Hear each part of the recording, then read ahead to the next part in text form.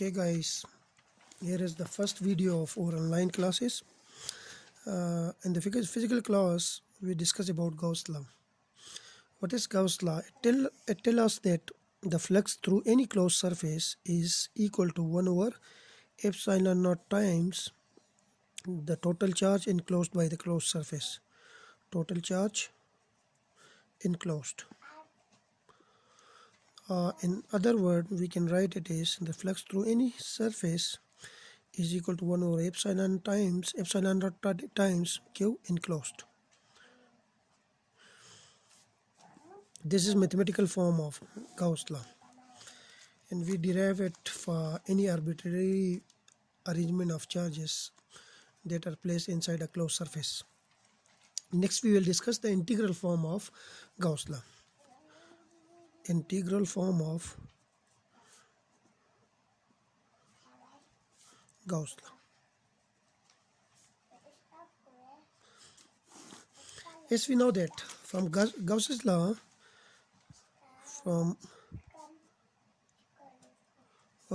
we know that the total flux through any closed surface is equal to 1 over epsilon naught times the total charge enclosed by the closed surface. Let's suppose this is equation number 1. Also we know that by the definition of flux can be defined as the number of electric field line passing through a surface unit area passes through a surface with area A, which is equal to, it's a surface integral, and we have E dot dA. This is the definition of flux. This is equation number 2. Now comparing equation 1 and 2, comparing equation 1 and 2, we have the surface integral of E dot dA is equal to 1 over epsilon naught times total charge enclosed by the closed surface. This is equation number 3. Now we know that the volume charge density, which is represented by rho, which is equal to charge per unit volume dq over d tau, where tau is the volume element of a closed surface. The charge dq is equal to rho into d tau. We can write it as, if I integrate it, rho is constant, so I will keep it out. We can say that this is the total charge enclosed, which is equal to rho into d tau. Suppose this is equation number 4. This is equation number 4. Now using equation 4 and 3, we have, if we put equation 4 and equation 3, we get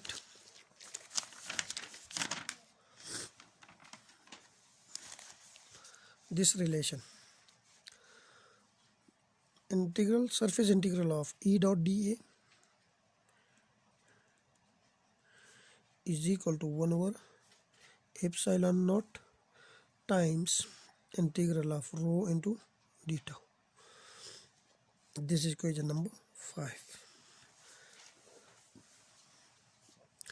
This is an integral form of Gauss law. This equation shows the integral form of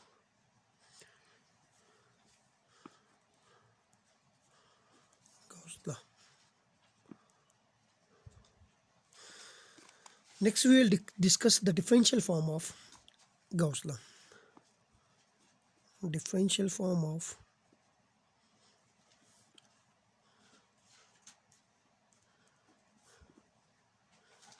Gauss law.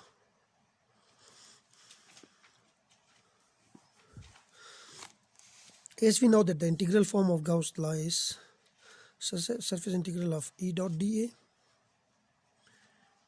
is equal to 1 over epsilon naught times rho into d tau. Now on the right hand side we have the surface integral, on the left hand side we have the volume integral. So here this is the volume integral.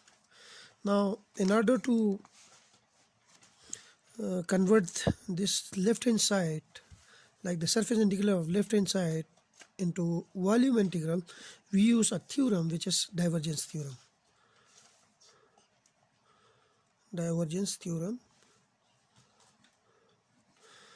What is divergence theorem? It tells us that the surface integral of a vector function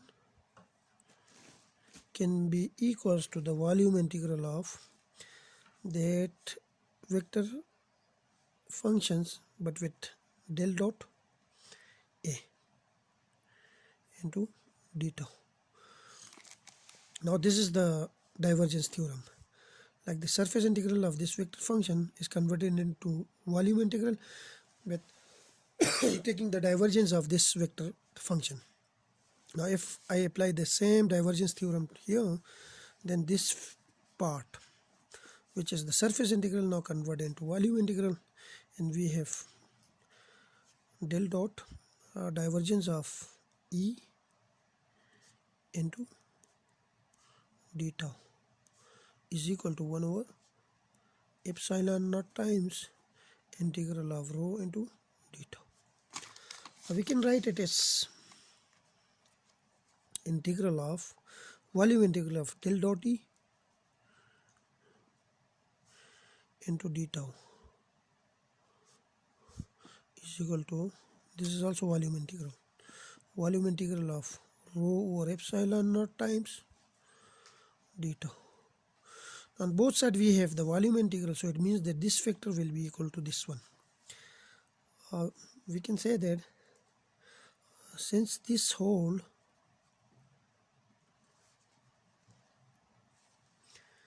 for any volume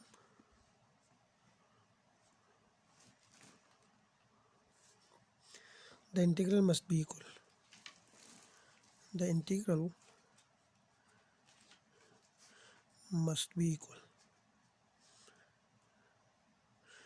In other words, we can say that del dot E, the divergence of electric field, is equal to rho over epsilon naught, and this is the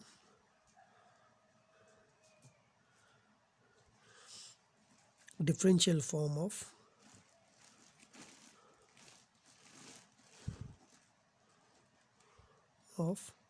Gauss law. Now I will discuss a little bit about flux again. Like we can define is flux is the number of electric field lines. If we have electric field lines, these are the electric field lines, and we have a surface with area A, the number of electric field line passing through this surface is called the electric flux.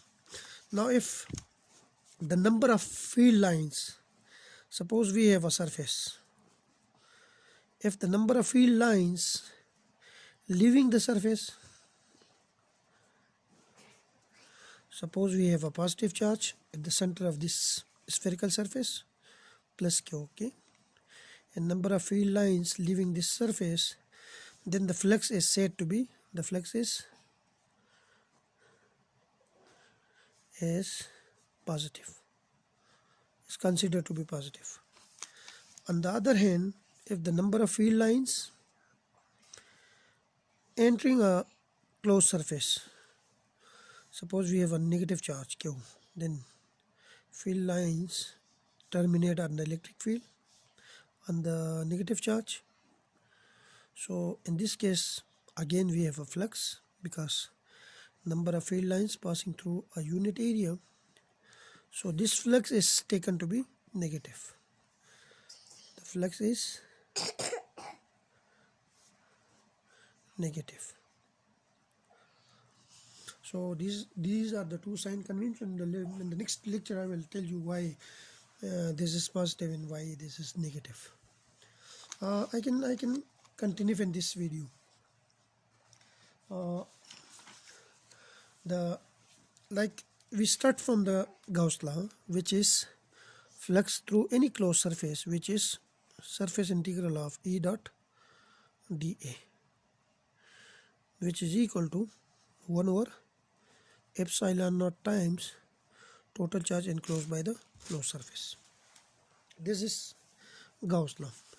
Now, in order to solve this equation, like the equation E dot dA is equal to 1 over epsilon naught times Q over Q.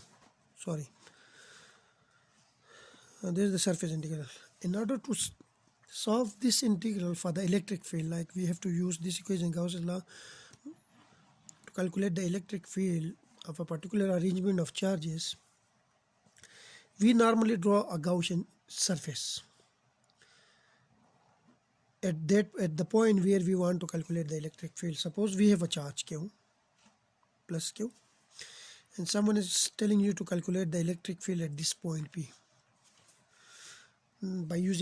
by applying Gauss's law. Then what we will do?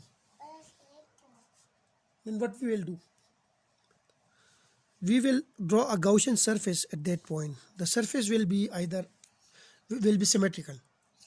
By symmetry, I mean is we will look at the nature of the problem. Like in this case, the electric field lines diverge in all directions in this way. So we will take a spherical surface.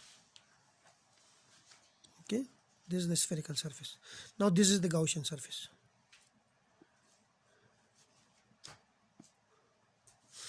The choice of this Gaussian surface is arbitrary. It depends on the nature of the problem. It can be spherical, it can be cylindrical, or it can be a plane surface. We will discuss it once we apply this law to different problems. Now, we will draw the Gaussian surface in such a way that the field lines are always, we can say that the electric field is constant at every point. Like we will take it a symmetrical surface, like its distance from this positive charge is same R. If we take this point, then again it will be R. If we take this point, then again it will be R. If we take this point, then again it will be R. So it's a symmetrical spherical surface now. Now here the electric field is constant because the strength of the electric field or the electric field intensity is same everywhere on this surface. So this is a Gaussian surface. And the other thing is the field line is directed outward to this surface. This is the field line E. If we take a small area on this point, then the direction of this area vector is also outward. So it means that the angle between E and N is 0. So if angle between E and F is 0, then we have this surface integral dA, which I can write it as like surface integral E dot N into dA. This is another notation of representing the direction of the area. Now angle between E and N is 0, so the dot product will contain E dA cos of 0, which is equal to E dA. Now at every point E is constant because its strength is the same, so we can keep it outside of this integral and we will apply this integral to this area. So by this way we calculate electric field very easily. So next I will discuss in the rest of the part of this topic I will discuss in the next video.